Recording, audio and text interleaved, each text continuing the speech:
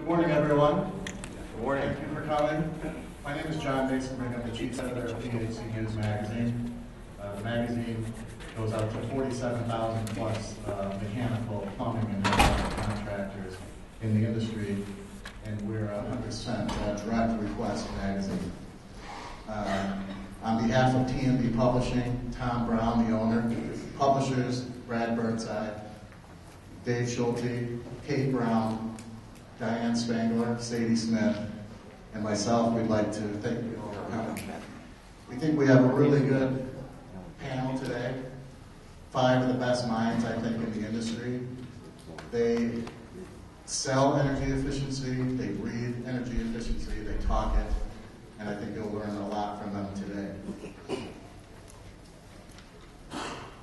And that's the topic of this presentation. If you walk the show floor, it's all about energy efficiency. What about energy efficiency for the contractor? How do you sell it? How do you make it feasible for your customers? And that's what we're going to talk about today. The format we chose is an audience-friendly format where people can ask questions. Feel free to raise your hand and ask a question. I want it to be an intimate discussion with our panelists. And don't be afraid to talk, because believe me, I'm not the best talker up there. But anyway, I'd like to introduce our moderator. She is one of my favorites, and she is the queen of the HVAC and hydronics industry. And she embodies the energy and passion for the industry that I think and I wish we all had more of. And she has her own business. It's Bones Biz, and she is just great for the contractor as far as business tips and helpful hints for contractors out there. So without further ado, here's Ellen Rohr. Yay!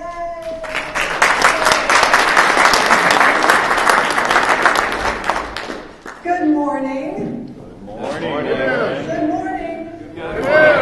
Oh, as I was walking the show floor yesterday, how many of you are just dazzled at how wonderful, beautiful, miraculous the products are that are on that floor? Raise your hands. Let's see it. Okay, and as you look around, doesn't it seem that people would be well served to have these systems working in their homes and in their businesses? Couldn't they solve a lot of problems? And many of the world's problems, economically and from an energy efficient standpoint, can be solved not just by the products, but then by the knowledge of the industry, specifically the contractor's ability to put the stuff in. Isn't that amazing? Isn't that amazing? So as the queen of the industry, I know that probably broke your heart to hear that I am the queen of the industry. As the queen of the industry, it's my honor today to help with this panel. And here's my goal, is that if you came here looking for ways to sell energy efficient equipment at the right price to get to a yes on really nice systems, please raise your hand if that's why you're here. Okay, because that's why I'm here, and that's why our panel's here. And my job today is to introduce them, to provide an arena for them to share their area of expertise with you, and also to get questions from you. So I'm going to be picking on you, I'm going to be rewarding you. And how many of you know we're giving away an iPad today if you show up? Anybody would like, is there anyone who would like an iPad? Ingrid, you can't get one. Anyone else? All right, so make sure that we get your, do they have to have their name on a yellow piece of paper? Yeah. Okay, you did that on the way in. Okay, we're looking good with that. Well, it's also an honor to be representing PHC News today, because I think this magazine is the voice of our industry, and I'm so honored to be a part of it. So thanks to TMB and PHC News for being here today and sponsoring this program. Well, I think we're ready to start introducing our rock stars of the PHC world today. So let's get rocking and rolling. I've got a little audio visual effect here, so hang tight. It's on its way.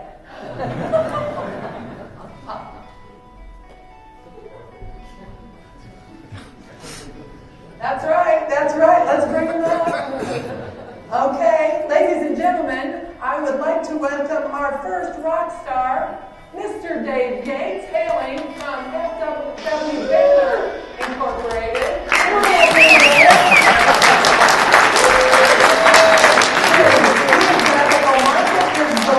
As long as you provide travel time and expenses. And he works in all kinds of mechanical installations, dealing with systems, not just components. Been doing this for 40 years. Residential, commercial, he does it all. He calls himself the Mechanical Systems Whisperer. One call does it all is his mission statement. Mr. Dave Yates, let's hear it!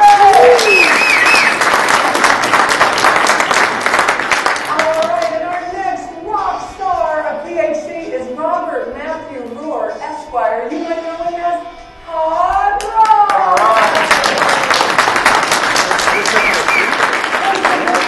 Not only my husband, he is the National Training Director at Caleffi. His market is global. His specialties are hydronics, solar, and geo, and his mission statement is get her done. Get her done. Yeah, let's hear it, Hot Rod. And our next rock star of the industry is Mr. Dan Foley. Dan Foley. His geographical market is inside the beltway and outside the box. Let's hear it. He's a service replacement market, engineered mechanical systems, and he's Hillary Clinton's personal heating guy. His mission is keeping politicians and heating systems hardworking and efficient, just like we like our politicians. Let's hear it for Dan Foley. Oh, this is so exciting. All right, well, our next panelist is Eric Aune. And Eric Aune hails from Zimmerman, Minnesota. Woo! He's the owner-operator, chief liquor bottle washer of his mechanical business, Land of 1,000 Lakes. Come on, baby. Land of 1,000 Lakes, 10,000 Lakes is his market area. His target market is anyone with a home that needs heat or anyone who uses water at all. His areas of expertise are sarcasm, leisure marks, hydronics, being a dad, and Facebook, not necessarily in that order. And his mission statement is, are you going to eat that? Arizona! And our last panelist, rock star, needs no introduction, but I'm going to do it anyway, Mr. John Barba. John Barba and his friend now reside with Takeo Incorporated. His title is Rush Party Chairman. Always good to have one of those. Okay, his market is the US of A. Residential hydronics professionals, that's who he works with. And for his areas of expertise are hydronics, music, and TV trivia. And his mission statement is, damn glad to meet you, Mr. John Barba.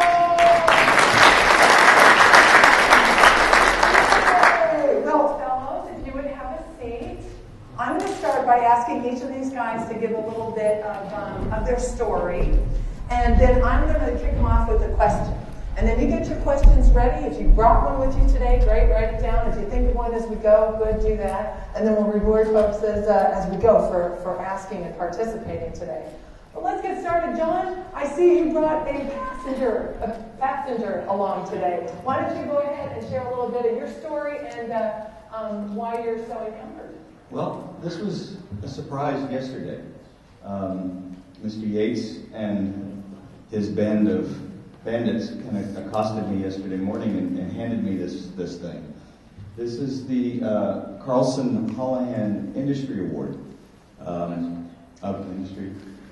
of Excellence Award. Thank you. Industry of Excellence Award that they really couldn't find anyone else to take it. So I get to hold on to it for 2 years, which is actually a tremendous honor. And I kind of think about I feel like the kid that accidentally got seated at the adults table at Christmas, because in company with these folks. But that is the original system sizer wheel developed by Gil Carlson and Don Gossett way back when. I guess he kept it in his desk drawer, and this is what he used to solve his own problems, and nobody really knew he had it until the marketing people found it and said, hey, we can actually make use of this to help people design systems. That's a copy, not a copy, that is the original.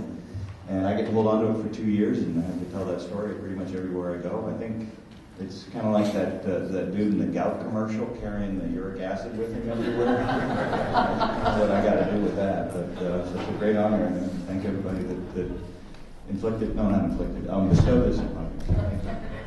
All right, And John. take a look at it. It's a cool piece of history, so please come and take a good look at it and check it out.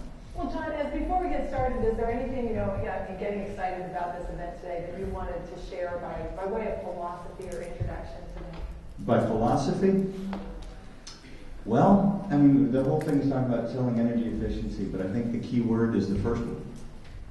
It's selling. I mean, whether you're selling energy efficiency or potatoes or used cars, not to put it on a used car salesman level, but what we're talking about here is selling features, benefits, and the solving of problems, regardless of what the actual item is, whether we're trying to sell you this bottle of water or sell you a high efficiency boiler. Kind of the steps are the same. And I personally don't believe there's any magic formula or any secret to this, other than knowing the steps of the sales process, knowing how to help your customer identify problems and help them solve. Give them options to help them solve problems. Someone once said, sales is not something you do to your customer; it's something you do with your customer. And no matter what it is we talk about in terms of the technical aspects of the products that we're talking about. And, we talk about, return on investment and all that stuff.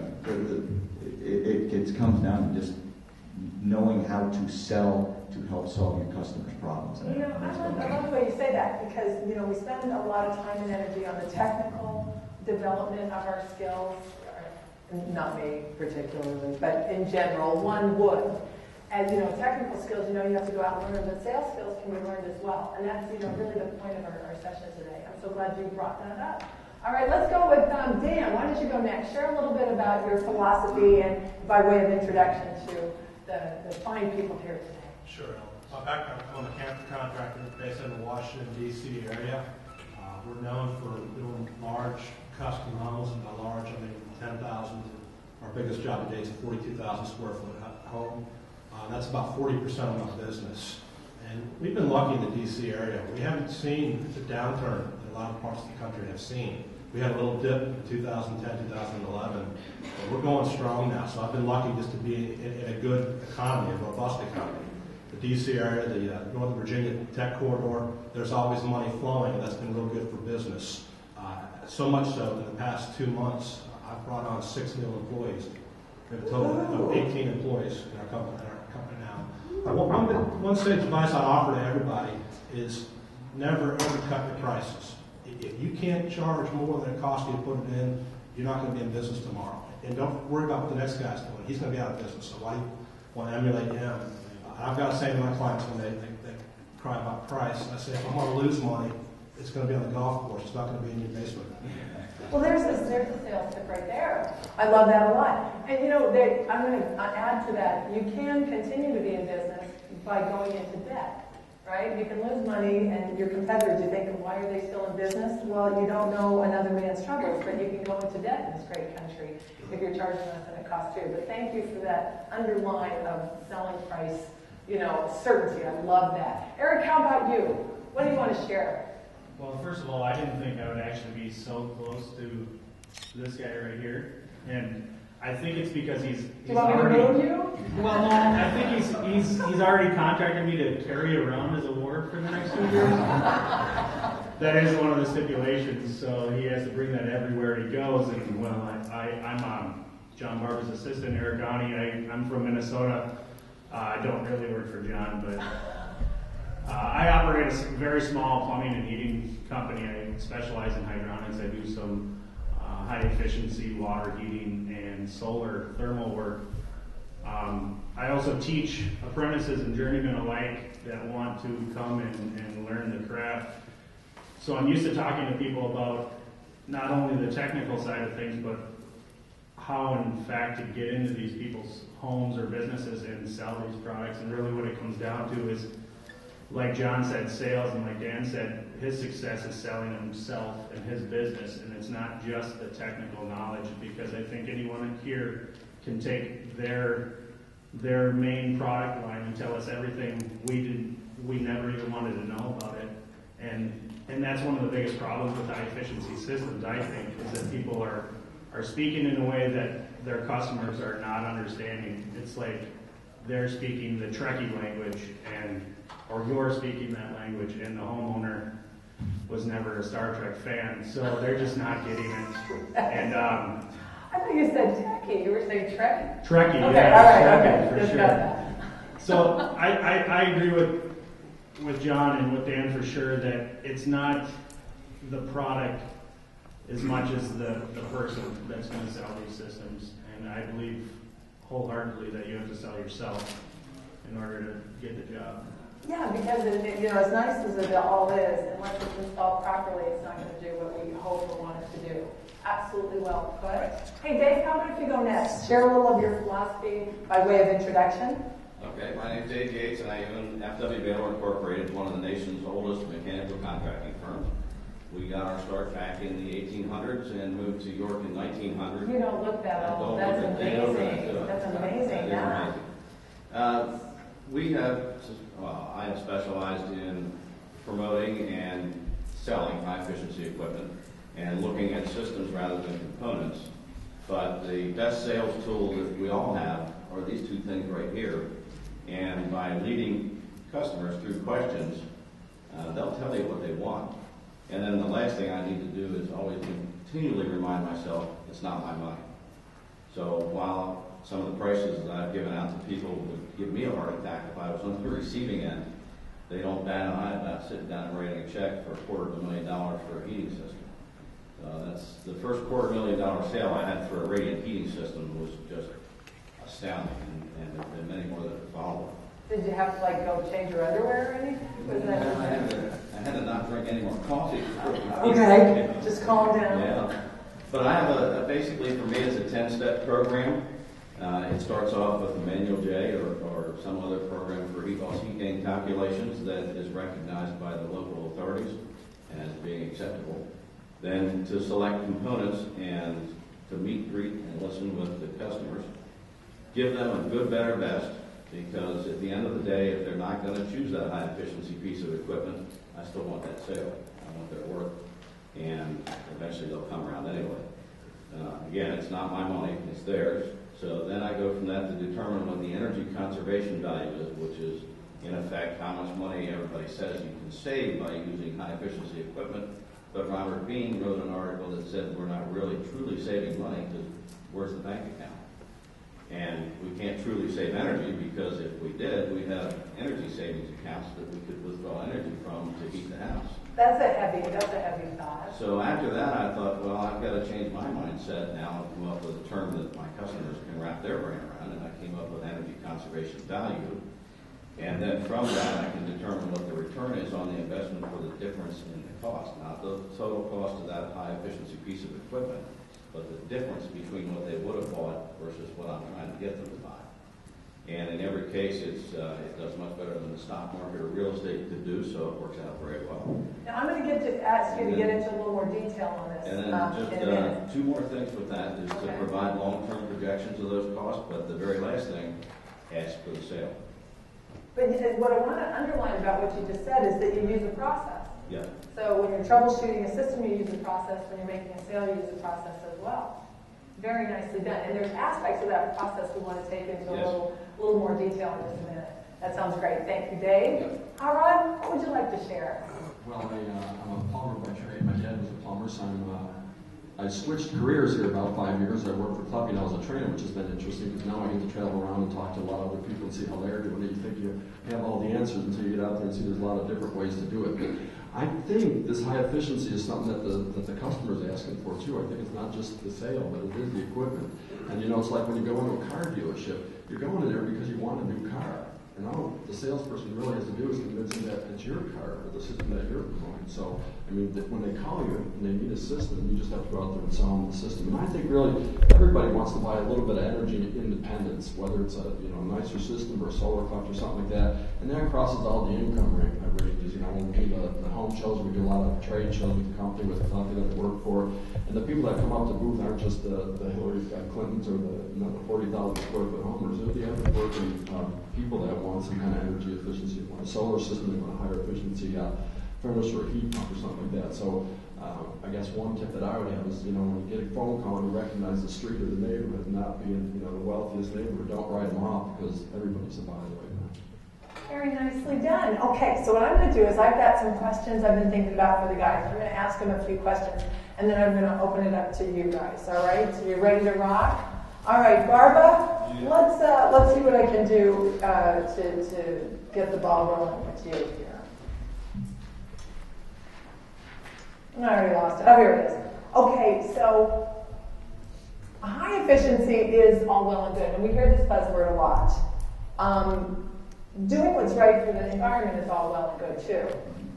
But how do you get a customer to see the value of what you're offering when really they would rather put money into another area of their house, like say a granite countertop? Because one of the issues we have with selling these beautiful systems is you really can't see it and touch it like you could in some other areas of the home remodeling or replacement or home building industry. Well, What do you think about that? You guys think that's a good question? Do you think it's a good question? Okay, No, great. I'm Okay, asking good. The staring blankly is not helping. Do you guys think that's a good question? Do you guys run into that stuff all the time? Okay, good. Yeah, I mean, that is a very common thing I hear from people. People can see the granite countertop, they're going to spend money on what they see, and I said, well, what's the return on investment on a granite countertop? It's a nice countertop, but after a week you really don't even think that you have it, do you? In my opinion, anyway. I don't have a granite countertop, but that's what I imagine. Two things, I guess. First off is, what is the return on investment on a granite countertop? Yeah, they're nice, yeah, they're cool, but it's a freaking granite countertop. It's really nothing overly sexy about that.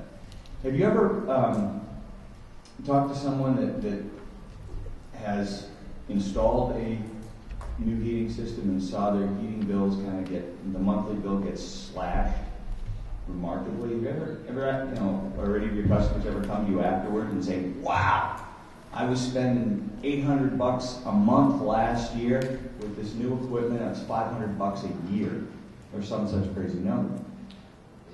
They can't see it, but they can certainly feel it, and they can certainly experience it. And my opinion is, and you tell me if I'm wrong, is that if someone is experiencing, such a dramatic change in their home and in where they're paying their monthly money, they're going to tell anybody with ears about it. I want to plus that right now. And the panel, you get to answer this question too. But how many of you, when you have an experience like that, get a testimonial and a picture from that customer? Raise your hand really high. Really high. That's not many. Oh my gosh, this will change your world. This will change your world right now. So if you get that, because here's what you're not supposed to do. You're not supposed to tell people how much their energy savings are going to be because there's a lot of variables and the consumer watchdog guys may get on you. But your customers can brag on you. So if you hear a story like that, you write down the testimonial for them. They mean to, but they're not going to get around to it. You write down the testimonial for them, take a picture on your iPhone, post it on your Facebook page, right, Eric? Right? And then they can start bragging on you. The testimonials are a rocking way to overcome that. Oh, absolutely. If people buy from, if it's you telling them all this, they tend to doubt it. But if it's people just like them saying, kind of affirming what you're talking about, they're going to tend to believe it. People don't want to be the only schmuck believing you. All right? They want to know that some other schmuck bought this stuff from you and experienced the savings that you're talking about. So it's not you doing the selling; it's your customers who are helping you do the selling. By saying, yeah, I had this guy come work in my house, and my God, look what happened to my fuel bills. They did a beautiful job. Show a picture of the installed equipment so they can see it. Sweet. You know, and Okay, see I'm that good thing with that was the old monstrosity that was sitting on the floor compared to the nice new slim sleek piece of equipment that's hanging on the wall. All the room that's in the mechanical room now that they didn't have before. Well, that makes me think, I think Dan and Dave, you guys, haven't you even like installed lights or something has anybody done that before? Like to actually add value to the presentation, and sometimes it's a homeowner's request. Do you want to discuss that? Yeah, I was going to say, we're doing a project right now where we're making the mechanical room an actual finished space. Finished floors, aluminum walls, lighting. It's going to be a finished space, and it's in an architect's home. He's going to showcase this mechanical project. Now, whose idea was that? Did he lead the charge? The architect, absolutely. Okay, how interesting is that? Do you want to underline that? We oftentimes do that, particularly with commercial projects. We'll paint the walls, we'll paint the floor, we'll put up some lights to highlight the products that we've installed. And even in spaces, you know, as commercial as a church, for example, when the property committee meets in the church that we recently did, where we reduced their energy consumption by 70%, they now meet in the boiler room. And there's a fresco on the wall, on the ceiling? Well, the fresco got covered up because the walls were crumbling. Okay. The old boiler that took up 80% of the mechanical room is gone, and high efficiency modulating condensing boilers that work in series are now there. And there's plenty of floor space for the whole group to meet there. Okay, so these are interesting ways to add value to the overall proposition. Eric, what do you think? Well, I wrote a short article on this last month for PHC News, and it goes along with what you guys are saying. You know, things have to be conspicuous so that your customers can show them off. You need to get your name out there and your best salesman. And I think any business, large or small, would say that, you know, a referral business is what drives the phone to ring. It's how you get your foot in the door. Knowing these systems and selling these systems are great, but you have to get the opportunity to sell it in the first place. And that's where it all starts. And so getting the mechanical system on the forefront, you know, maybe ask people to put their boilers in their kitchens or something, so when they're entertaining, everything's on display. I don't know. I've seen some boilers that would be beautiful in the kitchen. Right, I mean, right. There's some really nice stuff. But that's what, you know, displaying these systems really is, and is getting that customer that's happy, that's had that slash fuel bill, or, you know, just seeing a dramatic change in the comfort of their home or their office space. You know, of course, fuel bills are a great, you know, fallback, but getting that referral because people are happy, because you've changed something as significant as a heating system, but really changed their lives, maybe in their home. I love this, making babies warm. Yeah, Living you know, stuff. get it out there so people can see it, and that's what Hey, that's let me ask. It's so easy to Go ahead. show things off these days too. The internet and, you know, cameras, digital cameras, YouTubes, and you can show the installation of how you got it in their basement. I mean, it's so easy to do that. Very cool. Well, Aaron, I was going to come to you with this next question too, because when it comes to this move towards efficiency, I know it's the buzzword, but I remember when fuel prices, automobile fuel prices hit $4 a gallon, we saw buying changes. We saw overall behavioral changes in the industry. Is that what it's going to take? Do we have to wait around for that?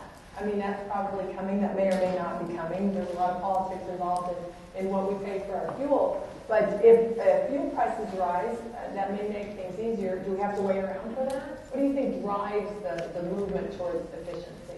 Well, it's multiple things, and it's different things for different people. I think a lot of it with the solar certainly is incentives. We saw this back in the 80s when, you know, we had incentives, rebates, and different programs out there. People pay attention. Fuel costs is another thing. But we've got an interesting third point of the triad, if you will, now that we didn't have years ago, and that's the green movement. I mean, people are buying stuff just to be green. You know, they just want to be seen with the Prius. They want to have a solar collector on the front side of their house where people drive by and see it, whether that's the best spot for it or not. So I think it's really three things now instead of just the energy costs. And, you know, we don't want to wish high energy costs on anybody, certainly, but I mean, that does get people's attention as the cost of it, and any kind of rebate programs. And certainly, I know for heat pumps and solar, there are programs still going. There's a lot of programs out there, too. So we really need to look for that when we present it to the customer, the the federal program, the state programs, the utility programs, all of that. Let me ask on that, just to ask a question. Does anybody here have good credits or something in their state that helps people say yes today? Get your hands up high. And if you do you do the paperwork for them? Okay, that's a big help. So then it's going to, if you do that and someone else is not willing to do it, because it can be a little cumbersome. Yeah, well, that's a nice thing for you to do. Very good.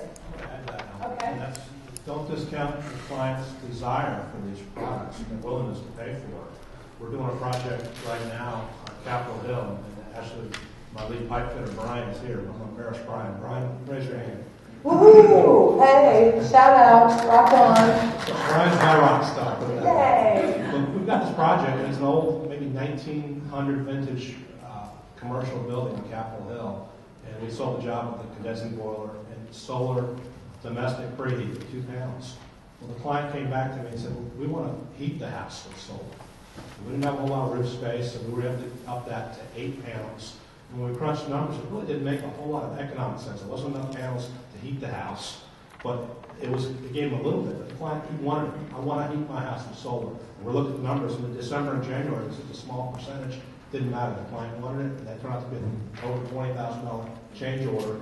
We presented the numbers to him. He was fine with it. He signed off on it because that's what he wanted. Okay, now we're off and rolling here. This is getting exciting. I think we should get these guys in on the game a little bit. What do you think? Yeah. All right, so who's written down the question? Who's ready to play? All right, now I'm going to try and do this without someone losing an eye and without breaking your equipment, so watch out for this. You ready? Okay. Oh, almost! Oh, what's that? Sorry, look at this guy, the camera. It came back? I almost stepped on it. Okay, well, stand up, John. So I'll give you the mic. State your name and let's hear your question. Because I think this is really motivating, right? To know if you ask a question, you're going to get a bouncy ball. Let's hear it for that. Woo! All right, good. Excellent, Mike. Okay, what do you have? I'm Gary Hayden. I live in Norfolk, Virginia. I've been doing some GCing here the last year. I had a client who I actually put a complete heating and air conditioning system in, chilled water, radiant floor heating, the whole thing. It's about a 7,000 square foot house. And they liked working with me so much that they were in the process of doing a big remodel job on their master suite. And I had the thought on a Wednesday, I can do that project. It's just a project. On a Thursday, they asked me if I'd consider doing it. So in the process of doing it, I learned about a lot of other things. And this is a takeoff of the granite countertop. I thought it might be interesting for the panel to embrace. And here's the question, and if any of y'all ever bought a granite countertop, it's quite an experience buying granite. It says, has anyone ever seen the cost of an actual granite countertop? Has anybody ever actually seen the actual cost of the granite? If you have, raise your hand. Okay. I Googled it because we could not get the cost of the granite out of the people selling us the granite. And the people selling them the granite would not tell us the cost either. And we went through this huge building looking at granite, and all the granite was, and we had to finally get them to give us like a price range, but they kept the cost of the granite, the guy selling the granite, to himself. Only the installer knew the cost of the granite, and we only got an installed cost. So think about that when you're selling our stuff. How do you guys do it?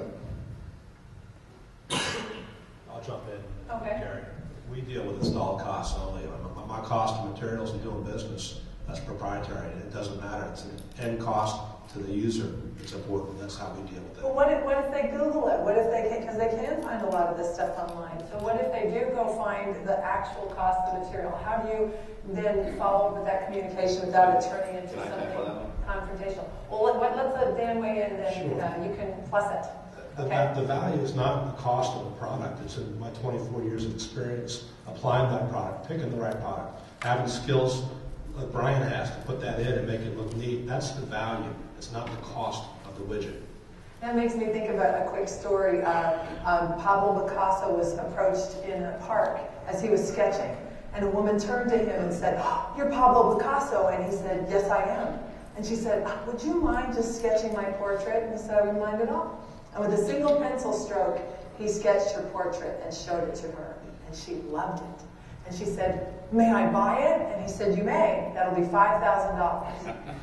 And she said, oh, well, no disrespect or anything, but it really only took you a second. To which he replied, madam, it took me my entire life. And that's your entire life, right? That just made me think of that little story.